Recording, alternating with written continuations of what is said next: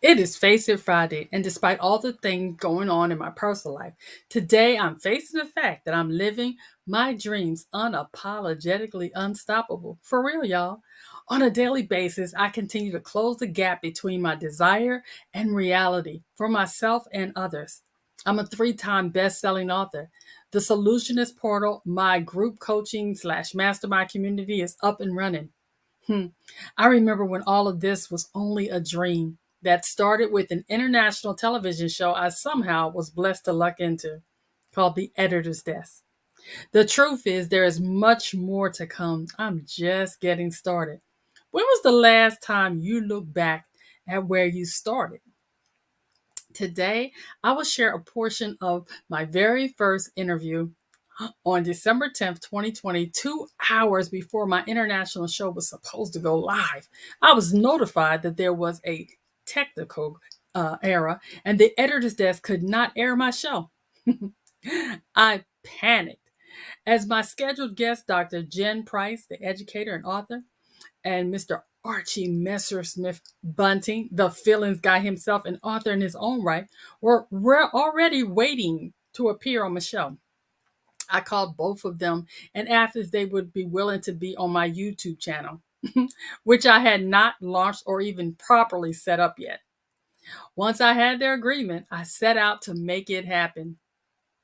I'm happy they showed up and the interviews went well, even with the poor lighting, phones ringing in the background, no audience, and me clearly not knowing how to do this on my own without the help of the production crew.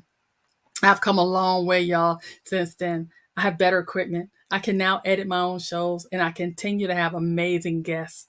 I allow for families, pets, or aliens to be added in if they happen to show up, because interruptions can happen during a live interview.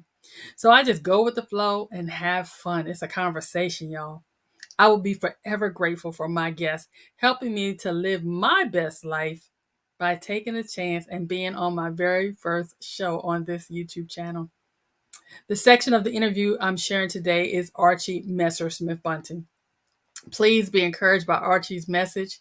He is a voice of reason we all need. Stay to the end to hear what Archie is up to lately. I also hope you will celebrate your own wins and remember, we all start somewhere. Enjoy the interview.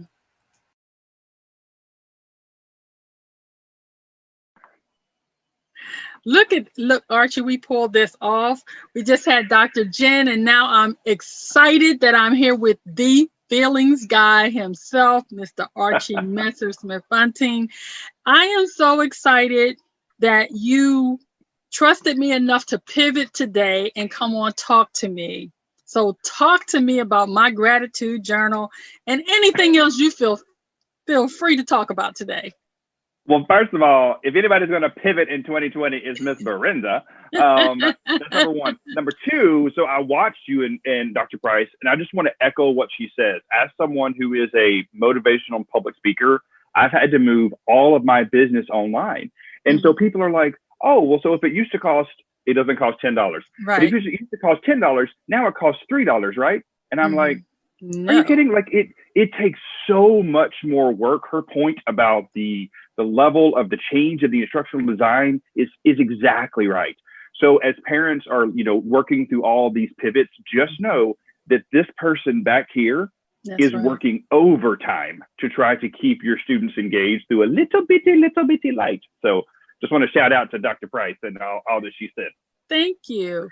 And when you talk about that, because you do online training, correct? Already. So I saw that when I was doing research on you, I noticed that you have a virtual training that you do, that you've already written another book.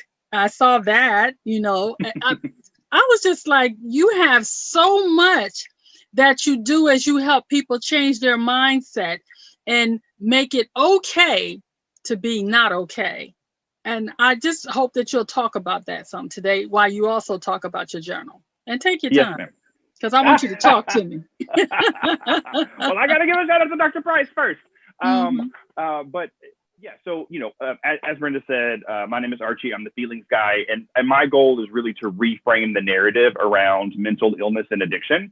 by focusing on feelings and having honest conversation. And those two things we often don't tend to do in America. We don't tend to talk about the feelings. Y'all go from the South, we don't talk about the feelings. And then we kind of talk around things. And so I'm trying to talk about the things.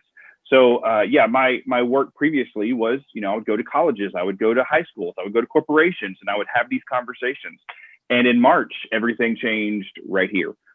So I have spent the greater portion of the past 8 months sitting right here on this stool, talking to this green light, and really encouraging people to be okay, not being okay. It's okay to be sad. It's okay to be mad. It's okay to be like, all the feelings are normal. We just have to start talking about them. Yes. Now, for me, one of the things, a phrase that we coined here at our house was called isolation frustration. And that has been something that we have watched as I've watched people do things that I think aren't very healthy as we watch the media and different things. How would you address those issues? Yeah. Okay, so when I do my work, I teach people that feelings aren't facts. That's true. Like that that's is good. So I have to write that down. Hold on, let me get my pen. But hold on, I'm not done. I know you're not done, but I got to get my pen so I can take some notes. Feelings aren't facts. Go ahead. So in the addiction community, so I'm a recovering addict, and I'm very open about that. And that's sort of a staple in both the addiction and the therapeutic community. That feelings aren't facts, meaning these things that I feel inside, like I can't take it out and build a house with it. Like it's not a living, but feelings do have power. So feelings aren't facts, but feelings do have power. And so to your point, what I have noticed, because friend, in April, I had to get a job at a big box store because I had to make some money. Like no one's hiring a speaker in April. So I had to go get it.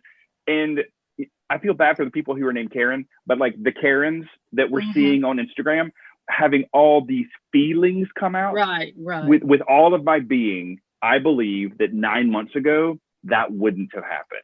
But these feelings that we all have, if you don't manage them, if you don't do something with them, they have power and they come out right here. So the people that are isolating, people that are, I love you some chocolate ice cream. So people that are like eating to feed their feelings, there's a reason we say feed your feelings. Why don't we talk about them instead? Let's talk about them. That's why I wanted to do this show, Talk to Me, because I felt like there was no safe place for people to talk about the things that they're bottling up inside. And especially now when we have so much contention and division, one of the things I tell people, why can't we agree to disagree without being disagreeable? Can you? I have so many thoughts. I'm going to keep most of them in my head. It's like it, So as you were saying with Dr. Price, so we have a 2-year-old, so not a 10-year-old. We have a 2-year-old, but and I'm gay, so I'm married. That for those that don't know, that means I'm married to a man. So make sure you knew. And we worry about like what is Cade? His name is Cade. What's you growing up into?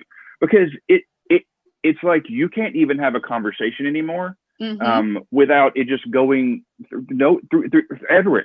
And like, how did that happen? How'd that happen? And I was having a conversation with someone last week, and I believe that because we've all been taught you do not talk about politics, football, or religion. You do not talk about those things. Well, that's a problem. That's a problem. Because if I never saw mom and dad talk about it, if we never talked about it in public, then I learned that's a taboo thing. When you learn something's taboo, a feeling gets attached to that. And so you're already kind of weird talking about it. Well, then somebody else gets heated and you're like, what is going on right now? And the feelings just go everywhere. Right. And that's interesting that you say that, because I have a friend that often says that they won't comment on certain things. So that limits our conversations, because when everything is off limits, there's nothing to talk about. Yeah. Well, and there's this fascinating study. I think I'm not gonna quote the university because I'll get it wrong. Okay. But it's one of those ones that I wasn't smart enough to go to. They did a study on the next generation, and they don't know, they can't read facial expressions appropriately because this is how they communicate. So they communicate by emojis, right? So the face, like my face is like withdrawing, and you don't even know what's happening, right? Because we're not practicing the feelings. Like my child, doesn't know the word fine. He doesn't know the word fine. Mm-hmm. He knows happy, sad. Like, when did America become the country of fine? Like, everybody's fine all the time. No one's fine. So, like, if we would actually just talk about the way we feel, right, it would make it easier to actually ask for help during those isolation periods. But because no one's ever talked about it, you just withdraw and you just stay. And that's just not safe. So, like, if I gave you the word, if I told you I was stressed, and would you tell me I need to name that as opposed to just using that blanket term stressed? Yeah, I mean, you can name your feelings whatever you want to, like, you know. But I don't think there's anything wrong with the name. That is a feeling. That is a feeling. Now, where I do sort of draw the line, and, you know, I don't get to make decisions for everybody else, but I do believe that words matter.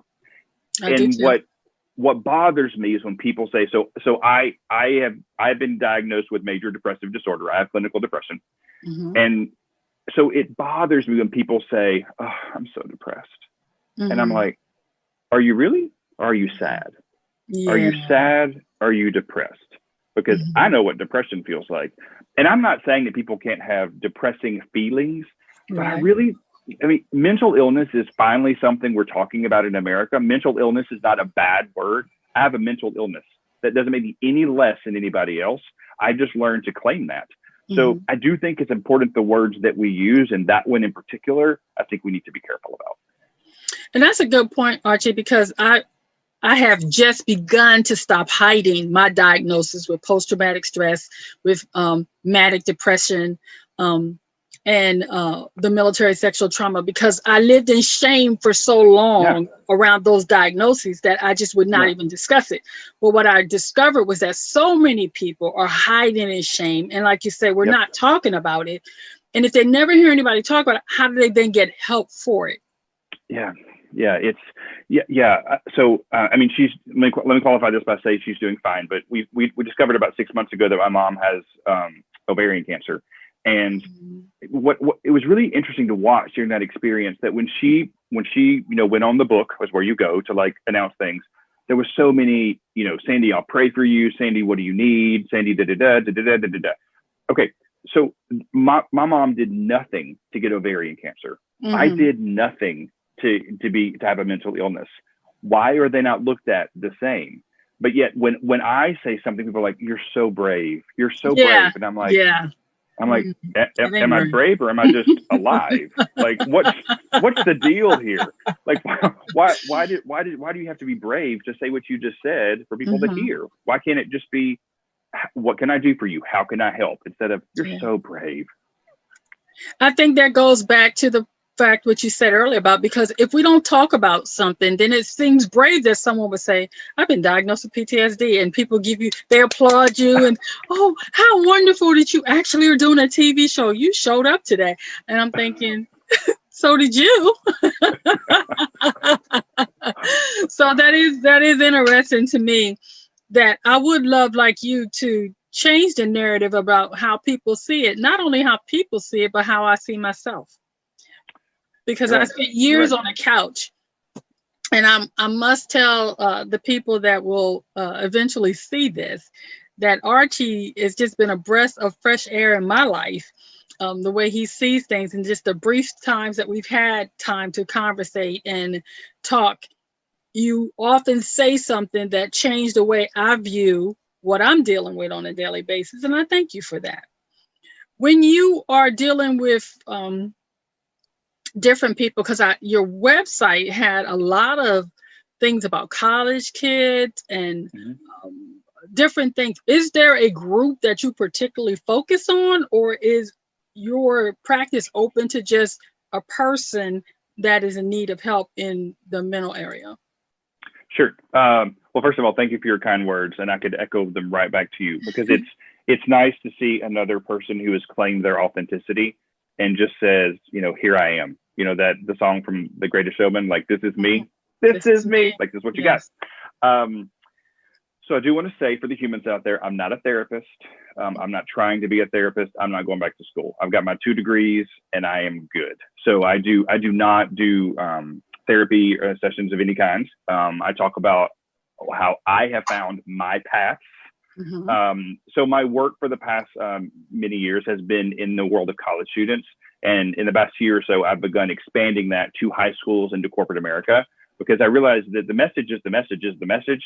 Yes, it is. And people are responding. And I think it's honestly because I'm just so dang authentic. And I think it's really hard to, it's easy to dismiss someone's position. That's easy. Mm-hmm. It's much harder to dismiss their feeling. And Yes. I just show up with feelings and just say, here's what we're going to talk about. And so it really kind of encompasses all those things. So I'm glad you mentioned the feelings part. How did you get the title, The Feelings Guy? The Feelings Guy.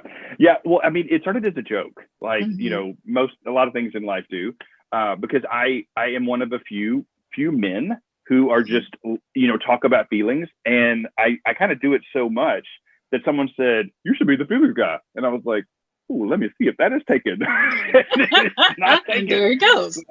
So here we are. But it really is because I really am on a personal mission to change the way we greet each other. I want y'all to stop saying, how are you today? Because that means nothing. Think about it. What does how are you today mean? It means nothing. What I want you to say is, how are you feeling? How are you feeling? Because when you ask someone that question, you give the other human permission to actually respond. When you say, how are you today? The other person knows their job is to say, I'm fine. That's their job. When you say, how are you feeling? If I said, Brenda, how are you feeling today? You're like, oh, like it'll take you back a second. Yeah, it would. It improves the way you feel. And I guarantee you, it improves the way they feel. And so that's kind of how it all started. But isn't it true, if you ask someone, how are you feeling, you need to be prepared to listen? Oh, and that is the second piece, is that then just listen. Just listen. I started a movement called 5 on the 5. It happens every May the 5th. And actually, we started doing it every month on the 5th. So it'll be again tomorrow, where we challenge people to call 5 people and ask them how they're feeling. And then on the 5th, it's a much bigger movement, and then it just keeps spreading and keep going. But it's been pretty amazing, the people that I've met all over the world who have participated, and you just feel better that day because you are giving the gift of your time to someone else, and the gift to show that you care, and people are changed. Well, Archie, we've talked about a lot of things, but I don't want you to leave before telling us about my gratitude journal. Sure. So this sort of came, and we both have a mutual friend, Jen Gottlieb, who does her gratitude. We call them Jen's wins. At night, she writes down her gratitude for the day. But for me, I found that even after piecing together years of sobriety and getting my mental illness sort of managed, that I still wasn't really happy. And for me, I realized the missing piece was the focus on feelings. And part of that comes gratitude. So gratitude comes from the Latin word gratia, and that means graciousness or gratefulness. And what gratitude does, it's a mental cognitive reframe. So when you are focused on something that you're grateful for, the rest all kind of goes away. So what I did was I created a month journal, and it's brand new. I created this first for college students, and because people started asking for it, I went back and created a brand new one. So it's brand new, launching today. It allows you to have prompts in the morning and evening to reflect on the things in your life that bring you happiness. And you actually get to rate your happiness, so that at the end of the week, you look back and go, where did I spend time this week that I wasn't happy? And then why am I doing those things? Ooh, so it's brand good. new. Well, I try. It's a free download, and you get it at archiecares.com/resources. Okay. So now, see, I already been on your site, so I'm gonna go look for that one because I didn't even see that. I'm gonna go back again. It's brand new. It's just there. Oh, okay. I was gonna say, did I miss that? No, it's brand new. It's brand new. It went up today. Oh, okay. I like that. So, and what other good resources right now with all the things, we're having a lot of challenges, Archie, and people are sad because of losing family, because of COVID, just because of losing family in general, the car accidents and everything. It's just a lot of things going on. What thing could you leave them with a thought with before you go? Yeah, that it's okay to feel your feelings. Because Brenda, the other thing that we need to realize is that people are losing friends and family members because of differences of opinion. And the opinions have gotten so strong and the relationship is so strained that these relationships that you've had for like all this time are just gone. So people are grieving at the macro level. And so I think that it's important to feel your feelings and to talk about them. but then to get up and do something. Like the best thing, and Brenda, you know this to be true, Mm-hmm. the best thing you can do to help yourself is to help someone else. Yes. And there are tons of ways to give back virtually. You don't have to go out and, I believe in science and expose yourself. You can sit right here and do something. So if the holidays don't have to be blue. You can work through that. Put on some neon clothes. Like, girl, I've never had a bad day in some neon. Put on some neon and like do something to give back. But it's okay to have those feelings. Just don't sit in them. Well, Archie, I'd like to say thank you for coming and making this pivot with me to talk to me. And I'm look forward to having you on the editor's desk so we can talk some more. Yes, ma'am, for sure. Thank you so much. Thank you. Have a blessed day, Archie. You as well.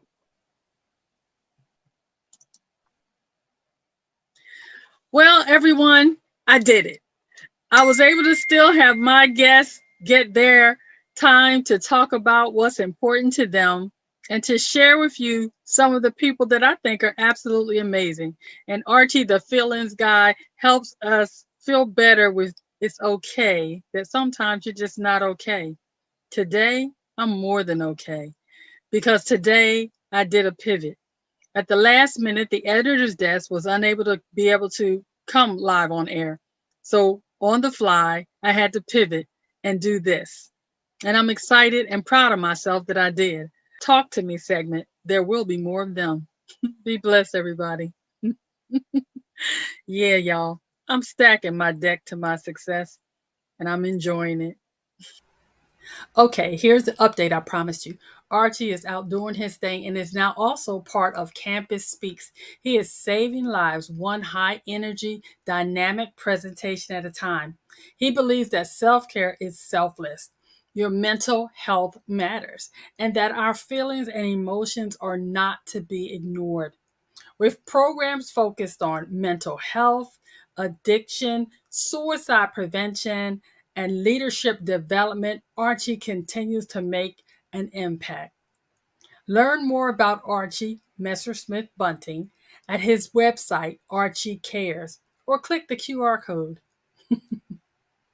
Remember, the choices you make today will be the reality you live tomorrow. So choose wisely and choose to check out to see what Archie is up to lately. Be blessed.